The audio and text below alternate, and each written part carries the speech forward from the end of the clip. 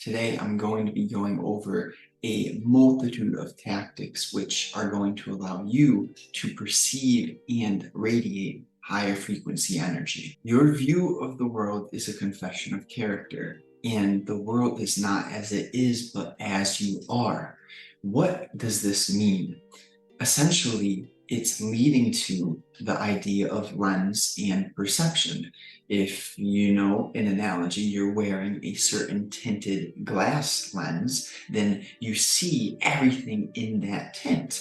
And therefore, we want, well, not everyone knows what they want, but deep down, there are two options if I generalize. One route is to view things through a lifelong learning lens where you find the gold in the dirt, you turn your previous curses into your blessings. Or option two is, woe is me, life is so hard, why did you do this to me? Why can't I ever catch a break? Yeah. And you feel it. Just there's a difference when you come across people in those two categories. Immediately, whether you notice it or not consciously, your subconscious realizes, for example, if someone walks into a room, you may not realize exactly which option they have taken immediately, but over the next couple minutes, you can just sort of, it spreads. Energy is contagious. Like, they don't even necessarily have to be speaking. You can kind of just feel through body language and just how they are carrying themselves. If they speak, pay attention to their tone of voice. The tone of voice, like if you hear me right now, so I'm talking serious, different tone, or I'm talking how I normally talk when I'm flowing, or like,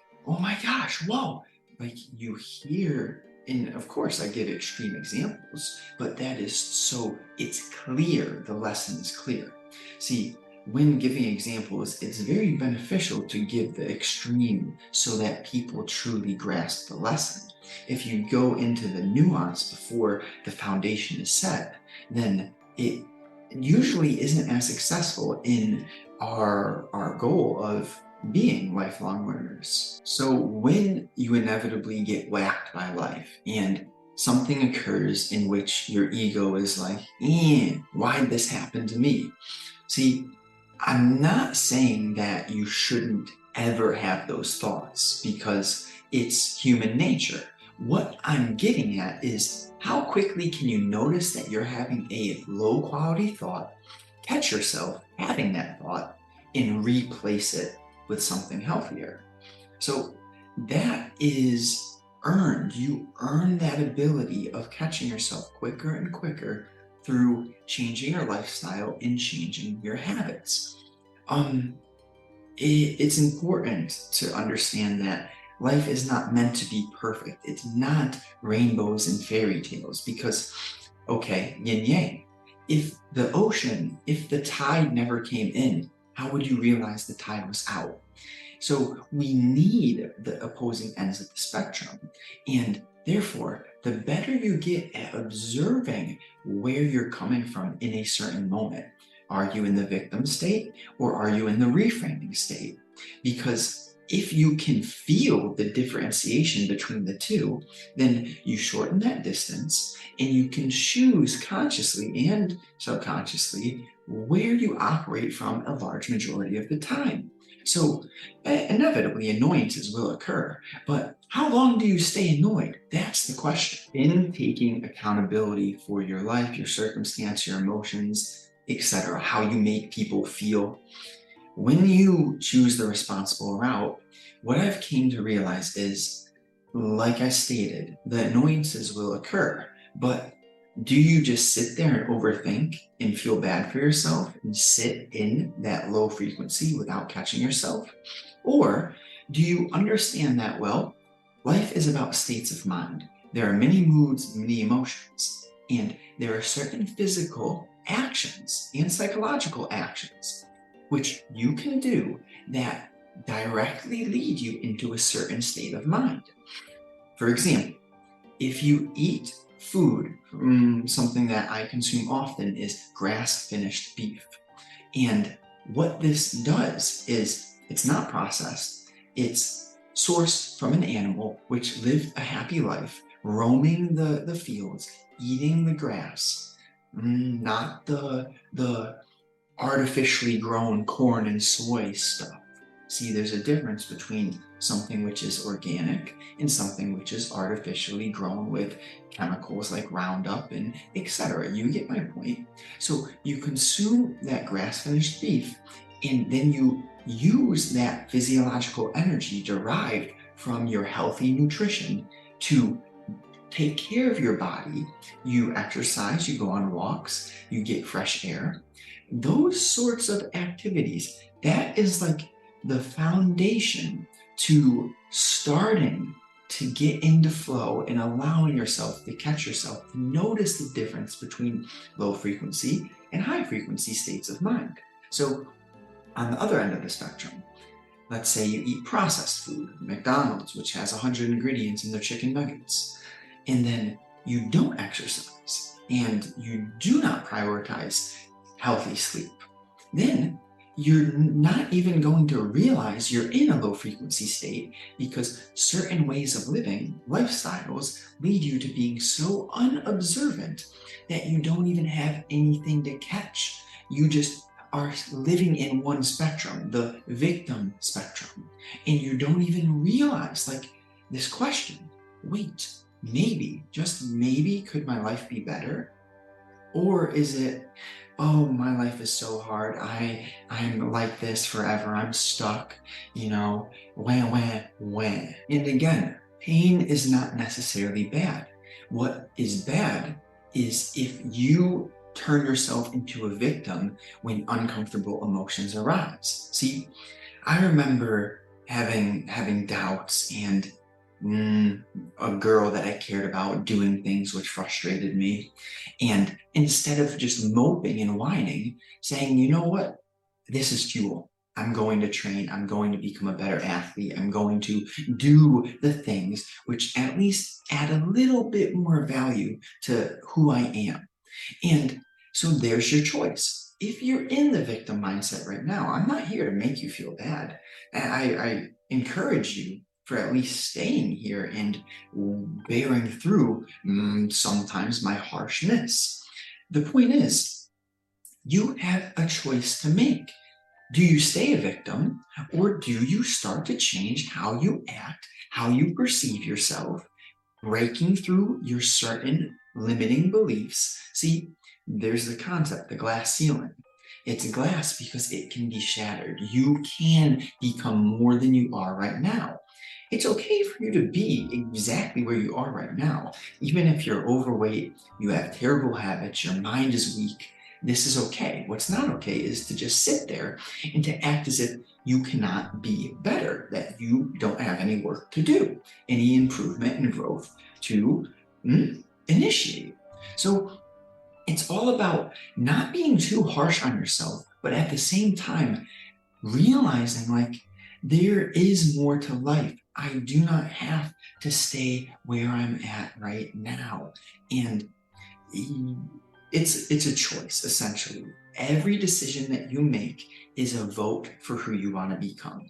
Every little decision matters. There isn't a single choice that doesn't influence where you go and who you are. When you say yes to something, you say no to another thing. So I encourage you to get your priorities straight, to understand, what are my values? What do I find disgusting in my heart? What disgusts me? When I act a certain way, how am I left feeling? Do I want to continue to feel that way? Yes or no? See, if you can learn how to ask yourself deeply powerful questions that are yes or no, you're going to get somewhere, because your heart will give you either the yes or no. Do not give yourself room for maybe. Maybe is bullshit. Either you're going to do it or you're not. There are certain language, certain words that should be eliminated. Try, could, would, should. that stuff is useless. You commit to something, put the back against the wall, use it as fuel, use your circumstance, use the card you were dealt as inspiration to not overcome, but to use it just as fuel in your path to becoming who you want to become. So how do I feel 10 minutes after an act, 30 minutes after, 1 hour after, etc.? That question, very simple, but paying attention, asking yourself the questions which lead you to recognize what makes you feel a certain way, that will allow you to know when to do what. For example, when your mind is underdeveloped and a bit more radical, it's not uncommon to fall into anxious overthinking. And how can you cure this? It's not by sitting there and continuing to think.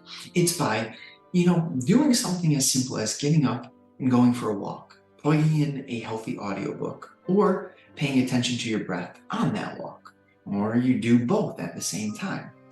See, I'll continue, but multitasking is not always bad. If you're driving and listening to podcasts, brilliant. Walking, listening to audiobooks, brilliant. Wunderbar. That means wonderful. See, and then there are other terms of multitasking, like if someone's talking to you and you're scrolling on your phone, that's terrible. So it's knowing like these nuances. Multitasking is neither good or bad. It matters, are you doing quality multitasking or low quality multitasking? And what did I want to say? Your feelings are informing you. So when you start to ask the questions and you begin to pay attention to what makes you feel a certain way, and you know when to do what to get back to the state of mind which you would like to operate from, then the game of life actually feels like a game because you are observant enough to catch yourself. You realize, okay, I'm overthinking. That's not fun. Let me go work out. Let me do some writing. Let me read a book.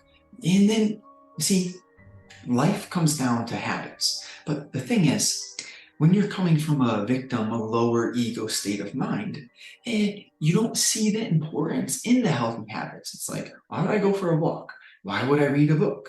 Why would I write? Why would I meditate? See, I remember when I was at that lower state and all that stuff, it was not interesting to me, just not interesting. But what changes for people? Well, first of all, not everyone who looks successful on the outside is truly happy. But then there are people who are successful on the exterior perspective. Cars, beautiful lady, beautiful family, they will tell you, for the most part, the people who are actually happy are going to lead you back to what I just said, that it's about your lifestyle. What habits do you do throughout the day? Because that is what makes up your life, moment to moment. It's not, once I get this lady, I'll be happy. Once I get this money, once I get this body. No. How about in the process, because that stuff takes many hours to create yourself into the person who can acquire, who deserves what I just listed. So how do you become that person? How do you enjoy the process of becoming that person? It comes down to learning the importance of simple habits. Point is, results that you can't deny in the people who will be honest with you and tell you, you don't get rich quick. You don't become successful overnight. This stuff takes a lifestyle shift. Your lifestyle is made of habits. Therefore, if you want external and internal success, it's founded upon your lifestyle and your habits. When I touch on feelings, see, nutrition, exercise, sleep, the foundation to having the observation ability that can notice feelings. But there's another thing to notice, and it's the difference between your mind, the voice of your mind, and the voice of your heart. See, I don't know what would be an example. The mind tends to overthink. The heart tends to feel. So if you feel something deep inside your gut, it doesn't mean that what you desire, if you go with that feeling, is going to happen. What it means is that you want to execute on what you feel without being attached to your desire of the feeling. Meaning, life throws curveballs at you. Sometimes you're going to fall in love with someone, and things will feel love for a while, but that doesn't last forever all the time. So what's your option? To force the other person to try to cling on to them? No. So even though you felt something so strong in your gut, what life does is it throws lessons and opportunities to grow at you. I didn't phrase that properly. It throws lessons and opportunities that allow you to grow consistently. And so your ego's desire and want, oh, I love this person, I want to be with them forever. No, sometimes that will happen.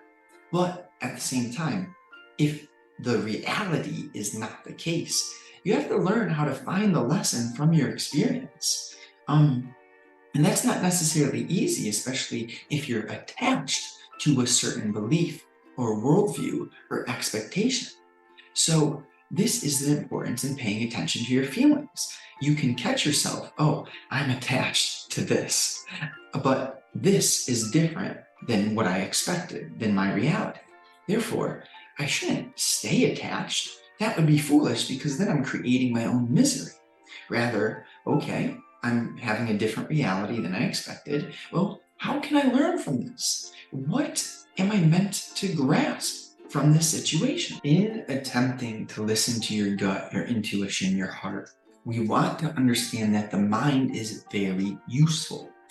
If you only use the mind, you're fucked. If you only use the heart, you're fucked.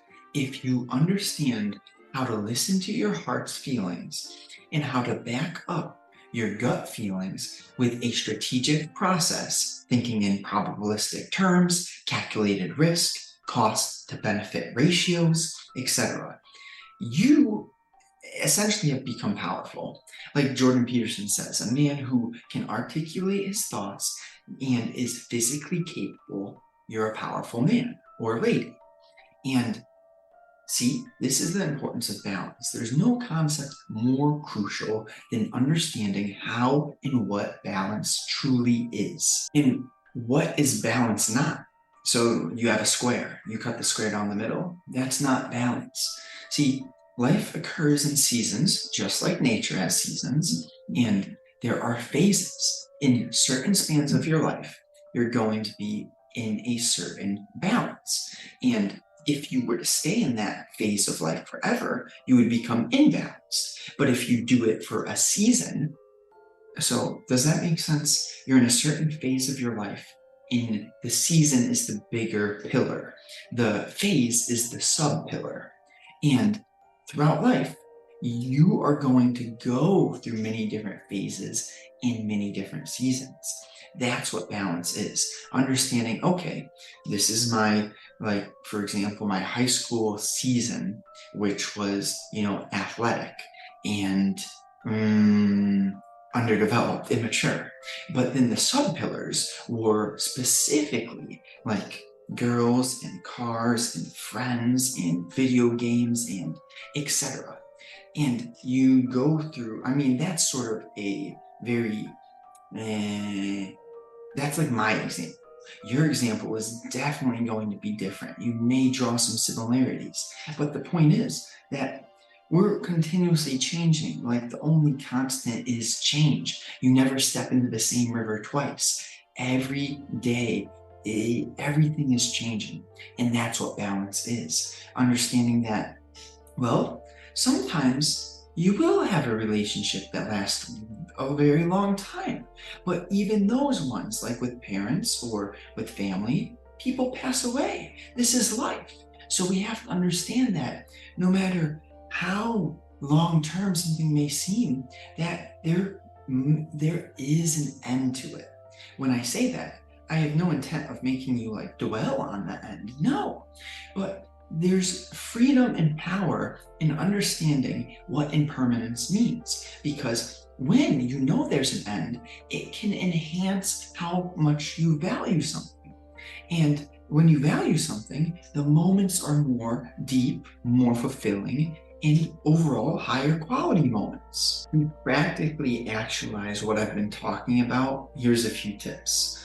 Move the body often, consume basic and natural foods, and avoid excess distraction.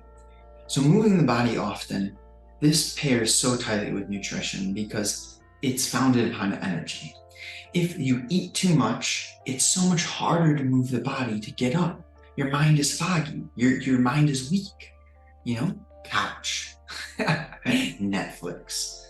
Rather, if you eat the right amount of high quality food, you're going to have the fuel, the inspiration. Oh, the sun's out.